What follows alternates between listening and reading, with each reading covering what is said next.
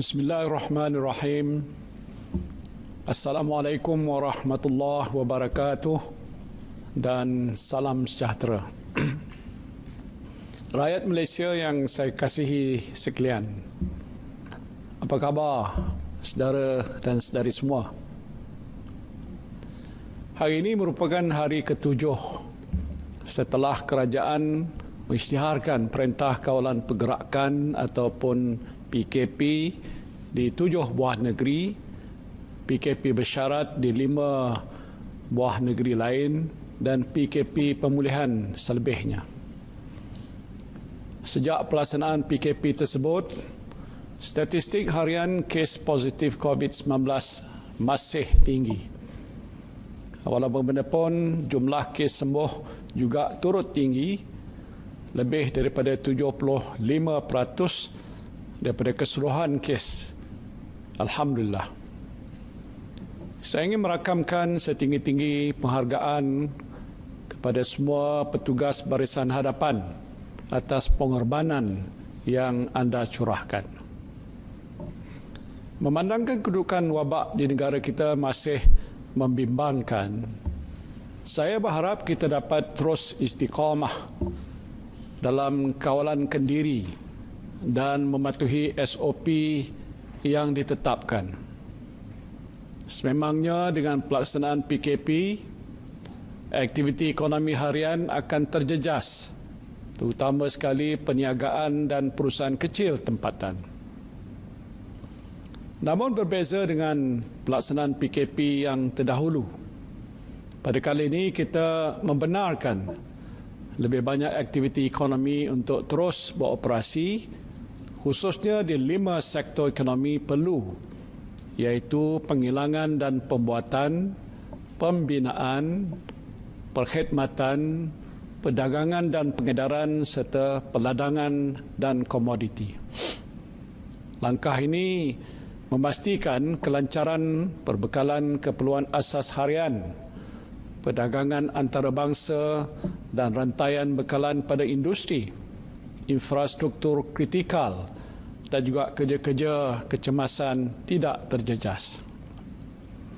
Rakyat Malaysia yang dikasihi, semenjak bermulanya penularan wabak COVID-19 awal tahun lepas, kerajaan telah melaksanakan 4 pakej ransangan ekonomi yang bernilai 305 bilion ringgit atau lebih 20% daripada KDNK negara bagi membantu rakyat dan perniagaan dan juga melindungi ekonomi kita.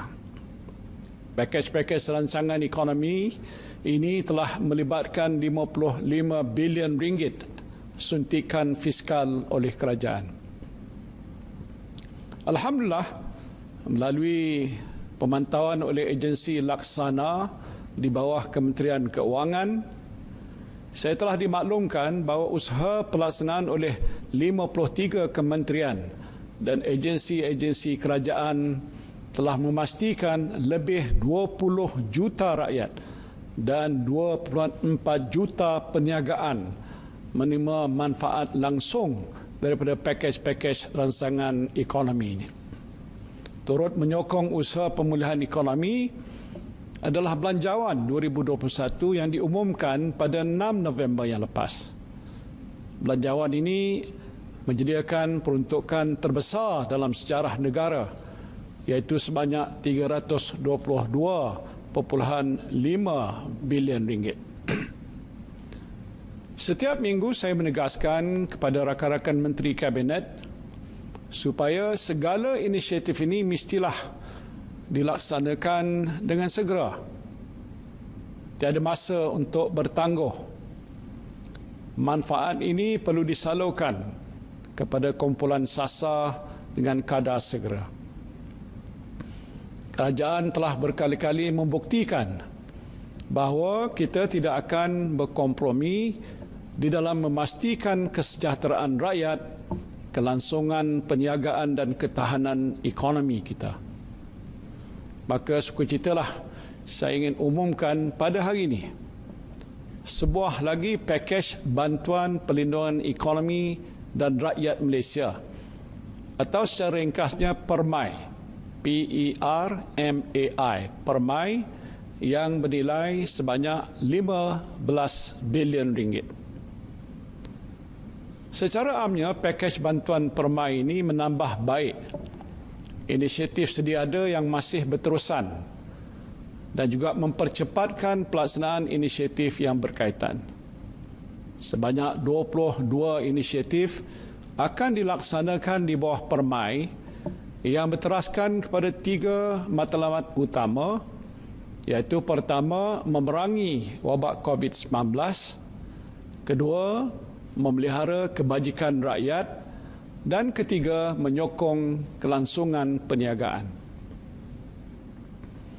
Di bawah matlamat pertama untuk memerangi wabak COVID-19, kerajaan telah menyediakan dana tambahan sebanyak 1 bilion ringgit, merangkumi hampir 800 juta ringgit kepada Kementerian Kesihatan dan selebihnya kepada Majlis Keselamatan Negara dan juga agensi-agensi lain yang terlibat. Penyediaan peruntukan ini menumpukan kepada bekalan antaranya tambahan reagen dan kit saringan serta peralatan PPE terutamanya kepada petugas kesihatan. Sukacita saya mengumumkan bahawa perancangan program vaksinasi kita adalah on track. Kerajaan telah menandatangani 3 perjanjian dengan syarikat pengeluar vaksin dan dijangka menerima bekalan vaksin yang pertama pada penghujung bulan Februari nanti.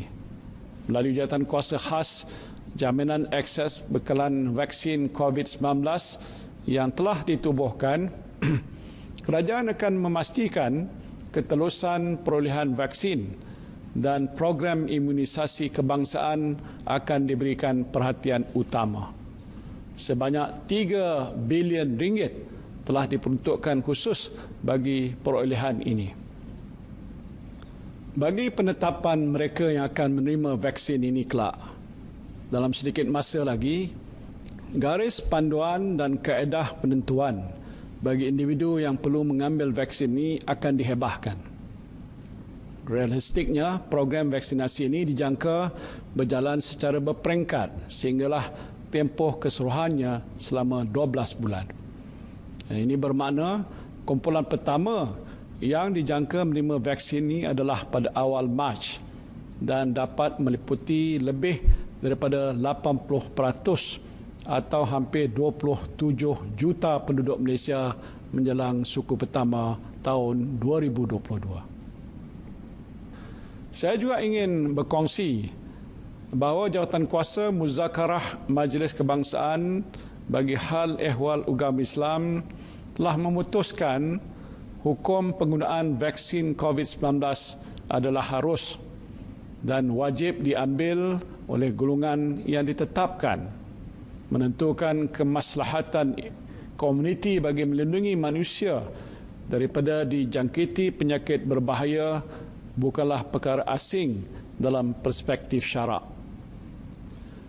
Dalam usaha untuk memerangi wabak COVID-19, seramai 8,000 petugas kesihatan tambahan untuk Kementerian Kesihatan telah diluluskan pada tahun lepas.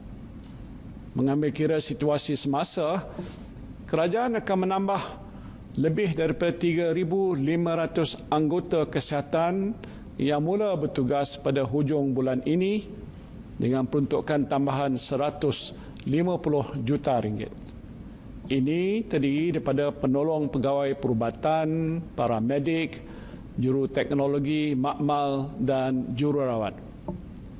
Saya memberikan jaminan sekiranya terdapat keperluan akan datang dan bagi menggerakkan program imunisasi kelak, kerajaan bersedia untuk menambah pengambilan baru. Seperti yang telah diumumkan dalam Belanjawan 2021, pemberian one-off sebanyak RM500 pada semua petugas Barisan Hadapan Kesihatan dan RM300 kepada petugas Barisan Hadapan yang lain akan mula dibayar dalam suku tahun pertama tahun ini. Manakala bayaran bulanan sedia ada yang diterima sebanyak RM600 oleh petugas Barisan Hadapan Kesihatan dan RM200 oleh petugas Barisan Hadapan yang lain akan tetap diteruskan sehingga wabak COVID-19 ini berakhir. Untuk meneruskan semangat kerjasama antara sektor awam dan swasta dalam memerangi wabak COVID-19, hospital swasta telah bersetuju untuk menerima dan merawat kedua-dua pesakit COVID-19 dan juga bukan COVID-19 bagi meringankan tekanan pada sistem kesihatan awam. Kerajaan akan memperuntukkan RM100 juta bagi tujuan ini. Saya juga memahami kerisauan rakyat mengenai jangkitan COVID-19 dalam kalangan pekerja asing, terutamanya mereka yang bekerja di tapak pembinaan dan kilang.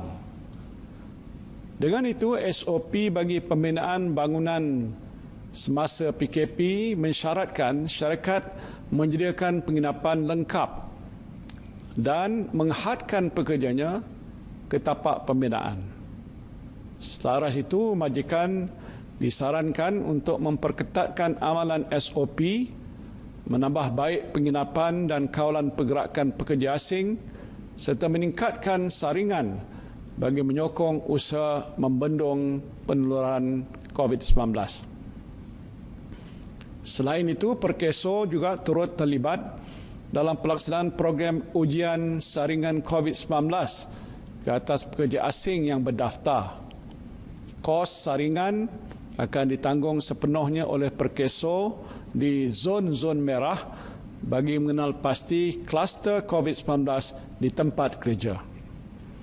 Dari 1 Disember 2020 hingga 17 Januari 2021, bilangan pekerja asing yang telah menjalani ujian saringan adalah seramai 160,982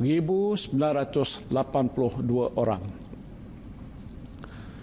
Seterusnya, untuk menyokong lebih banyak individu membuat ujian saringan pengesanan COVID-19 secara bersendirian, skop pelepasan cukai bagi perbelanjaan pemeriksaan kesihatan penuh yang telah dinaikkan daripada RM500 kepada RM1,000 seperti diumumkan pada Belanjawan 2021 kini diperluaskan untuk meliputi bayaran ujian pengesanan COVID-19.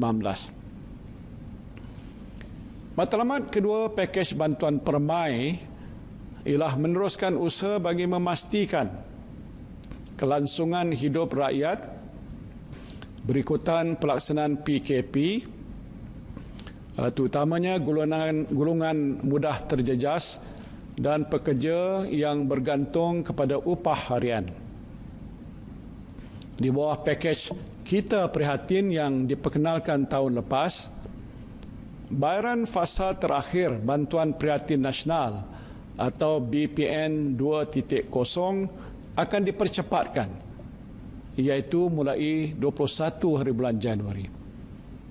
Sejumlah 11.1 juta penerima akan mendapat bayaran sebanyak RM2.38 bilion. Bagi Bantuan Prihatin Rakyat atau BPR pula, bayaran fasa pertama akan melibatkan lebih daripada 8 juta penerima.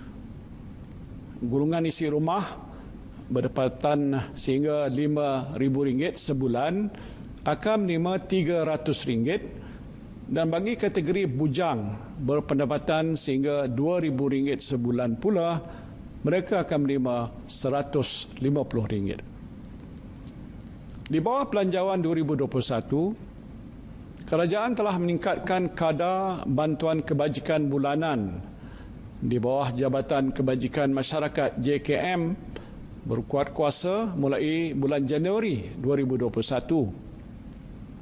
Bantuan kebajikan ini melibatkan peruntukan sebanyak RM2.2 bilion dan akan memanfaatkan lebih daripada 400,000 penerima. JKM juga akan segera melaksanakan program bakul makanan program bakul makanan yang merangkumi barang makanan keperluan bernilai RM100 bagi setiap isi rumah yang layak dengan jumlah peruntukan sebanyak RM50 juta. Selain itu, bagi memastikan kebajikan kumpulan rentan terus terpelihara, kerajaan akan memperuntukkan RM25 juta di bawah program GLC Disaster Relief Network sebagai geran padanan bersama syarikat berkaitan kerajaan bagi inisiatif sosial.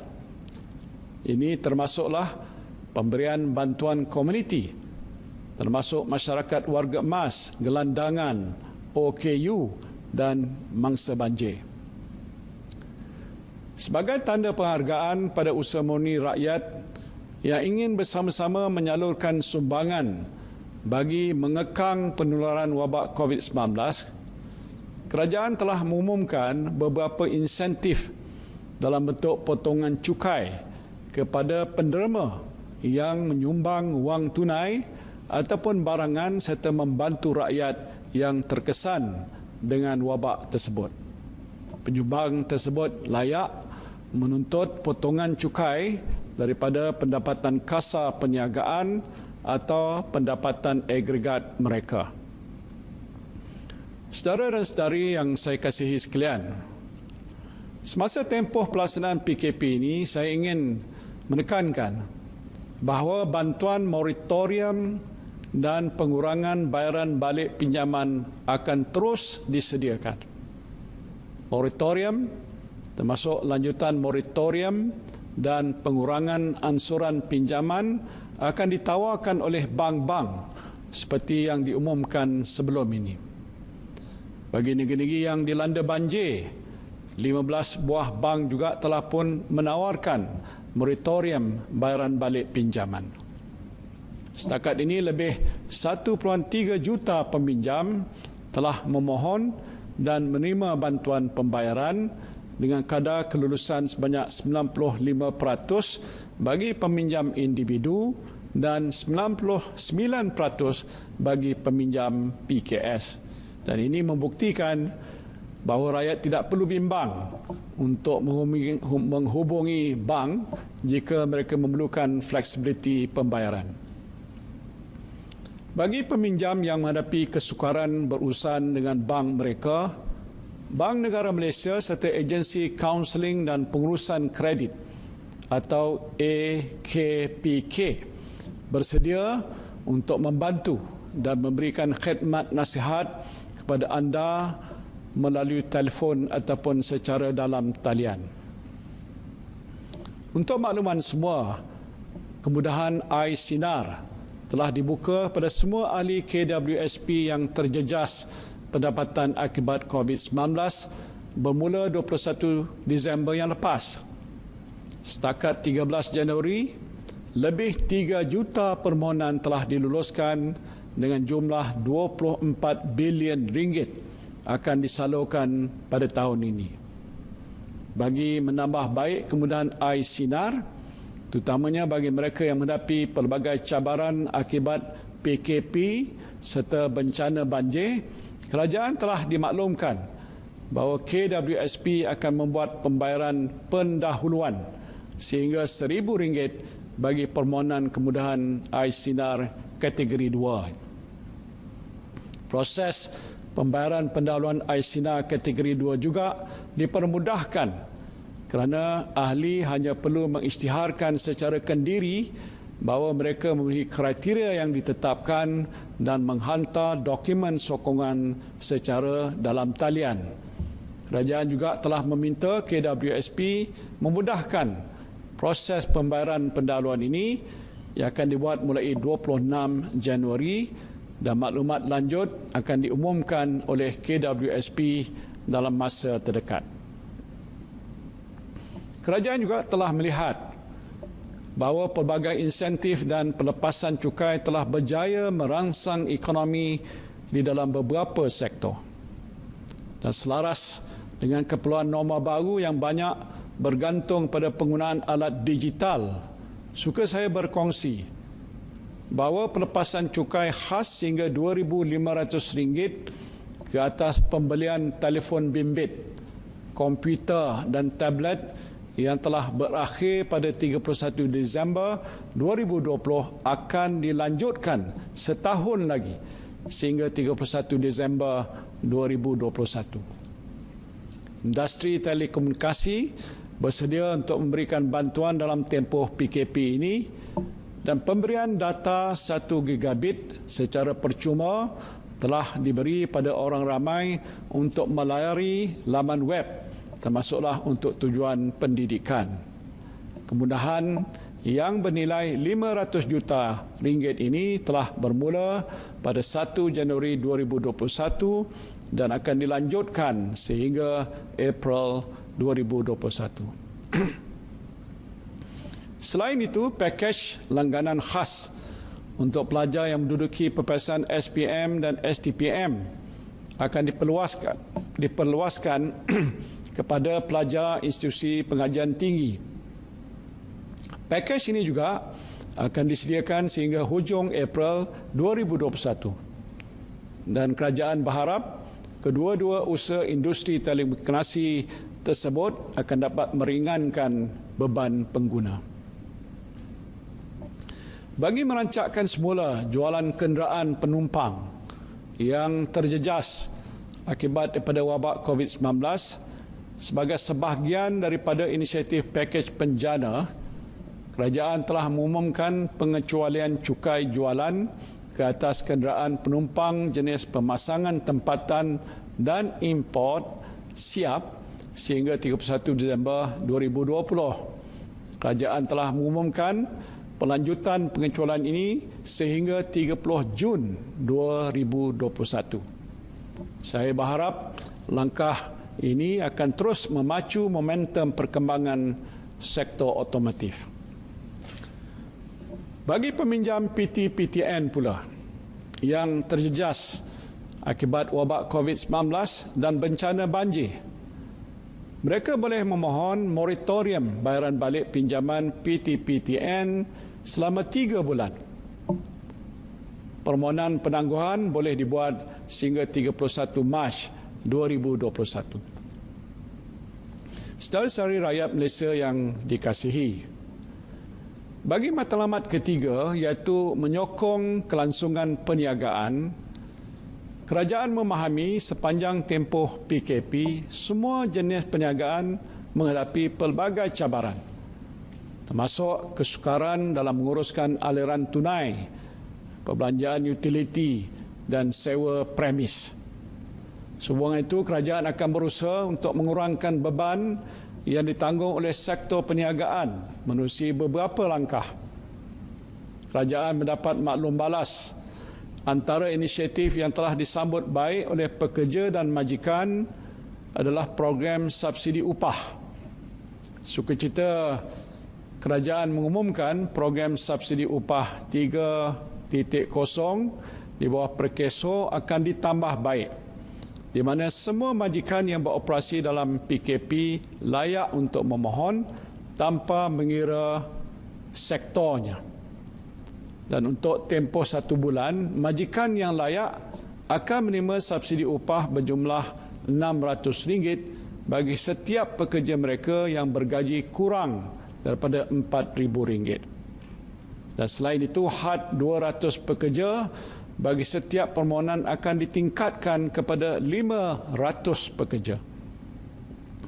Inisiatif ini melibatkan peruntukan tambahan sebanyak RM1 bilion yang dianggar akan memanfaatkan 250,000 majikan yang menggaji lebih daripada 2.6 juta pekerja. Bagi mereka yang kehilangan pekerjaan dalam tempoh pelaksanaan PKP, kerajaan bersetuju untuk melonggarkan syarat permohonan bagi program Sistem Insurans Pekerjaan atau SIP Prihatin. Pekerja yang tidak memenuhi caruman minimum ataupun tidak dilanjutkan kontrak perkhidmatan setelah pembaharuan dibuat sekurang-kurangnya 3 kali, sekarang dibenarkan untuk memohon bantuan keuangan SIP prihatin sebanyak 30% daripada gaji mereka selama 3 bulan. Kerajaan menghargai sumbangan delivery riders yang menjadi barisan sokongan dalam penghantaran barangan dan makanan semasa tempoh kawalan pergerakan. Dan sumbangan itu sejumlah 24 juta ringgit telah diperuntukkan oleh kerajaan bagi membiayai caruman penuh mereka ini di bawah skim keselamatan sosial pekerjaan sendiri Perkeso. Setakat ini hampir 32,000 permohonan daripada delivery riders telah diterima untuk perlindungan skim berkenaan. Semasa Belanjawan 2021, kerajaan telah pun mengumumkan bantuan kewangan sebanyak RM1,000 melalui geran khas prihatin tambahan ataupun JKP tambahan yang diberikan pada peniaga dan penjaja di Sabah. Sehubungan itu, sukacita ingin saya maklumkan bahawa kerajaan akan memperluaskan bantuan JKP tambahan ini kepada 500,000 PKS di 7 negeri PKP dengan bayaran RM1,000, manakala 300,000 PKS di negeri yang lain akan menerima RM500. Perluasan inisiatif JKP tambahan ini atau JKP Permai melibatkan peruntukan tambahan sebanyak RM650 juta. Namun demikian, sekiranya terdapat negeri-negeri yang berubah menjadi zon merah dan diisytiharkan PKP, kerajaan sedia membantu dengan menyalurkan bantuan tambahan kepada PKS di negeri tersebut dengan serta-merta. Bagi meringankan beban khususnya pemandu teksi dan bas, kerajaan bersetuju untuk menyediakan bantuan kewangan one-off sebanyak RM500 kepada 14,000 pemandu pelancong serta 118,000 pemandu teksi, bas sekolah, bas persiaran, kereta sewa dan e-hailing dengan peruntukan tambahan sebanyak RM66 juta. Selain itu, kerajaan kini memberikan layanan pengecualian duty excise dan cukai jualan bagi tujuan pindah milik, pelupusan dan kegunaan persediaan teksi dengan syarat kenderaan dimiliki selama 7 tahun. Sukacita dimaklumkan bahawa syarat ini dilonggarkan kepada 5 tahun mulai 1 Januari hingga 31 Disember 2021. Bagi membantu aliran tunai perusahaan mikro dan PKS, kerajaan akan mempercepatkan pelaksanaan skim-skim mikrokredit seperti mana yang pernah diumumkan sebelum ini. Sejumlah RM1 bilion kemudahan mikrokredit disediakan bagi merangkumi pinjaman mudah berjumlah RM390 juta oleh Bank Simpanan Nasional, RM350 juta oleh Agrobank dan RM295 juta oleh Tekun.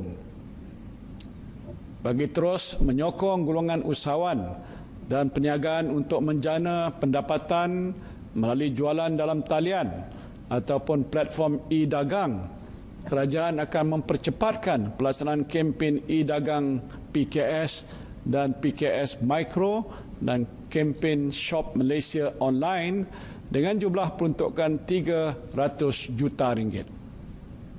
Melalui kempen tersebut, usahawan mikro akan mendapat bimbingan perniagaan dan pembeli akan menikmati penjimatan melalui jual beli secara dalam talian.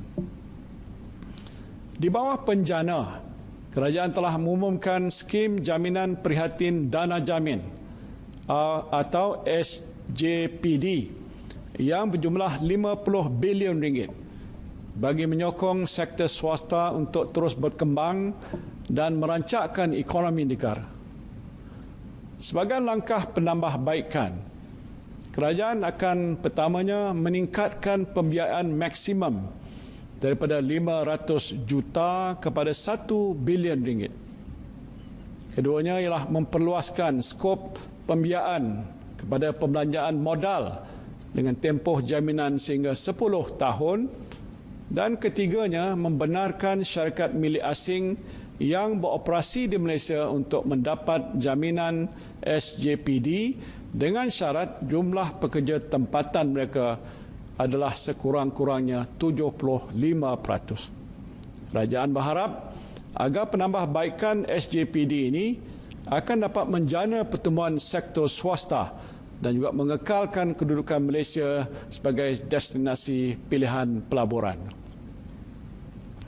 Saudara sekalian, bagi peminjam MARA akan meneruskan program MARA Prihatin Peace of Mind 2.0, di mana peminjam boleh memohon untuk membuat penjadualan semula bayaran balik kemudahan pinjaman pelajaran MARA atau moratorium pinjaman sehingga 31 Mac 2021.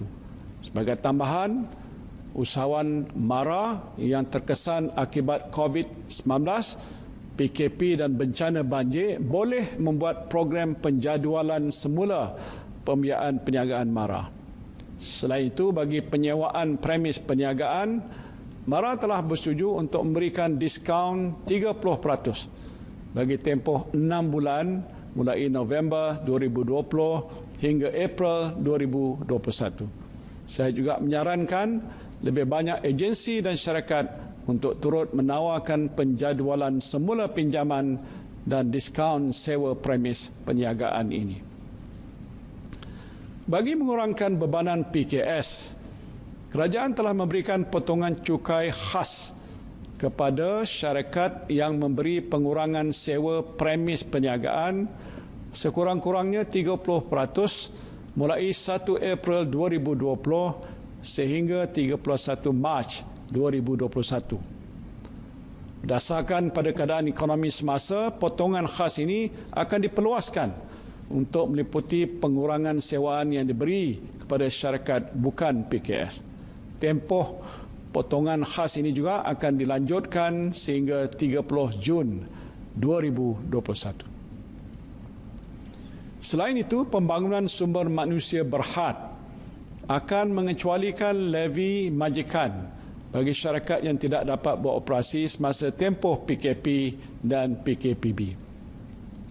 Selanjutnya, kerajaan juga bersetuju untuk memberikan diskaun khas bil elektrik sebanyak 10% bagi tempoh Januari hingga Mac 2021 kepada 6 sektor perniagaan di seluruh negara. Ini meliputi pengendali hotel, taman tema, pusat konvensyen, pusat beli belah, pejabat syarikat penerbangan, tempatan serta agensi pengembaraan dan pelancongan. Di samping itu, ribat elektrik diberikan kepada semua pengguna TNB, domestik dan bukan domestik, pada kadar 2 sen setiap kilowatt per jam, iaitu bersamaan penurunan bil elektrik sehingga 9% bagi tempoh 6 bulan mulai 1 Januari sehingga 30 Jun 2021. Syarikat Jaminan Pinjaman Perniagaan akan memperkenalkan skim rehabilitasi sewa beli bas dan teksi. Di bawah skim ini, 50% jaminan ke atas pinjaman akan disediakan bagi bas terpilih seperti bas persiaran dan teksi daripada syarikat sewa beli dan pajakan. Dengan itu, pengusaha bas dan teksi dapat menstruktur semula pinjaman mereka serta menikmati moratorium selama 12 bulan dan pembayaran balik bulanan yang lebih rendah. Jaminan sebanyak 1 bilion ringgit akan disediakan untuk tujuan ini. Pada tahun lepas, Akta Langkah-Langkah Sementara bagi mengurangkan kesan penyakit COVID-19 2020 atau Akta 829 telah digubal untuk membantu individu dan perniagaan yang terkesan daripada aspek ekonomi akibat wabak ini. Akta tersebut telah pun berkuat kuasa mulai 23 Oktober 2020. Tempoh kuat kuasa ketidakupayaan untuk melaksanakan obligasi kontraktual. Obligasi kontraktual telah tamat pada 31 Disember 2020. Justru melihat pada situasi semasa dan selaras dengan pengumuman PKP, kerajaan bersetuju untuk melanjutkan tempoh kuatkuasa ketidakupayaan untuk melaksanakan obligasi kontraktual kepada 31 Mac 2021. Ini meliputi perjanjian sewa beli ataupun kontrak pajakan dan kontrak jualan kredit untuk memanfaatkan golongan yang terjejas seperti golongan B40, M40 dan perusahaan mikro kerana gagal memenuhi obligasi kontrak mereka. Untuk memudahkan rakyat mendapat akses kepada maklumat mengenai semua inisiatif dan bantuan yang telah tersedia, saudara-saudari bolehlah melayari portal manfaat belanjawan 2021 mulai hari ini di alamat http://belanjawan2021.treasury.gov.my/manfaat.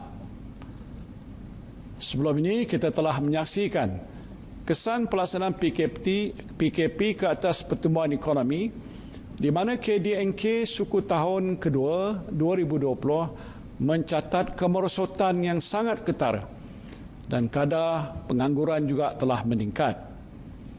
Alhamdulillah, dengan pelaksanaan pakej-pakej ransangan ekonomi, kita berjaya mencapai kadar penguncupan KDNK yang lebih kecil, iaitu daripada 17.1% kepada 2.7%, dan penurunan kadar pengangguran daripada 5.1% kepada 4.7% daripada suku kedua kepada suku ketiga 2020. Kerajaan tidak menjangkakan impak yang sama seperti suku kedua 2020 akan dialami dengan pelaksanaan PKP pada kali ini, memandangkan lebih banyak aktiviti ekonomi dibenarkan untuk beroperasi. Oleh itu, impak PKP semasa ke atas ekonomi masih terkawal. Pertumbuhan akan terus disokong oleh sektor ekspor yang memberangsangkan dengan pemulihan perdagangan dunia. Pakej ransangan ekonomi belanjawan 2021 dan pakej bantuan permai juga akan terus merancakkan penggunaan. Seterusnya, projek dan program yang berimpak tinggi dan mempunyai kesan pengganda yang besar akan terus memacu momentum pemulihan ekonomi. Kerajaan juga sedar pelaksanaan PKP yang disusuli dengan proklamasi darurat yang berkuat kuasa di negara ini mulai 11 Januari hingga 1 Ogos 2021 mungkin menimbulkan sedikit kegusaran dalam kalangan masyarakat serta komuniti perniagaan. Ingin saya tegaskan sekali lagi bahawa pengisytiharan darurat ini semata-mata bertujuan untuk mengekang penularan wabak COVID-19 yang kini menjadi ancaman terbesar terhadap pembangunan sosioekonomi negara kita.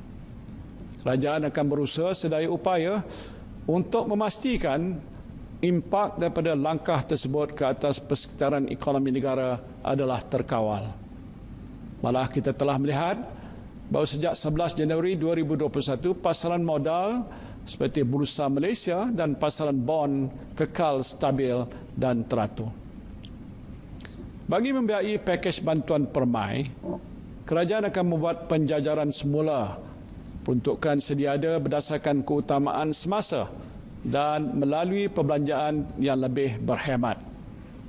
Kerajaan juga akan memastikan segala program yang diumumkan akan dilaksanakan dengan cepat dan lancar. Saudara-saudari yang dikasihi, dalam masa kita menghadapi wabak COVID-19, negara kita juga diuji dengan bencana banjir. Di kesempatan ini, Patik amat menjunjung kasih di atas keprihatinan dan perkenan ke bawah duli Yang Maha Mulia Seri Paduka Baginda Yang di-Pertuan Agong dan Raja Permaisuri Agong kerana turut mencemar duli dalam meredah banjir serta terlibat dalam misi bantuan pada mangsa-mangsa banjir di pusat penempatan sementara dan juga kampung-kampung di sekitar Pahang bawah-bawah ini. Saya telah mengarahkan agensi kerajaan yang berkaitan untuk menyegerakan segala bentuk bantuan bagi membaik pulih kerosakan infrastruktur kecil, rumah mangsa banjir serta membantu meringankan beban rakyat akibat bencana alam baru-baru ini. Kerajaan juga bersetuju untuk menyediakan peruntukan awal sebanyak 200 juta ringgit. Dan di samping itu sebanyak 50 juta ringgit telah disalurkan kepada kumpulan wang amanah bantuan bencana negara di bawah NADMA bagi pembelanjaan operasi banjir semasa tempoh monsun Timur Laut ini. Saya berharap saudara-saudari dapat terus kekal tenang di rumah masing-masing. Dan jika ada yang perlu hadir bertugas di pejabat, patuhilah SOP agar kekal selamat. Buat seluruh rakyat Malaysia, saya ingin merakamkan setinggi-tinggi ucapan terima kasih kerana memahami dan terus menyokong usaha kerajaan ini. Juga tidak ketinggalan penghargaan saya pada semua pihak yang telah turut membantu menangani wabak COVID-19 dan bencana banjir. Ini termasuklah sektor korporat, pihak NGO dan sukarelawan yang tidak mengenal penat lelah berganding bahu dalam nak mendepani cabaran ini. Saya menaruh penuh kepercayaan walaupun kita menghadapi 1001 masalah, namun kita juga mampu mengilhamkan 101,001 penyelesaian.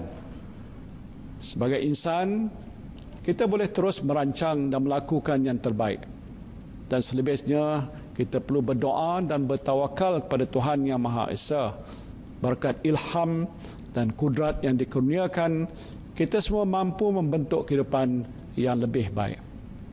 I believe the resourcefulness, tenacity and resilience inherent in our true Malaysian spirit will serve us well in facing this great adversity. We will prevail, insyaAllah. Terima kasih. Wabillahi taufiq wal hidayah. Assalamualaikum warahmatullahi wabarakatuh.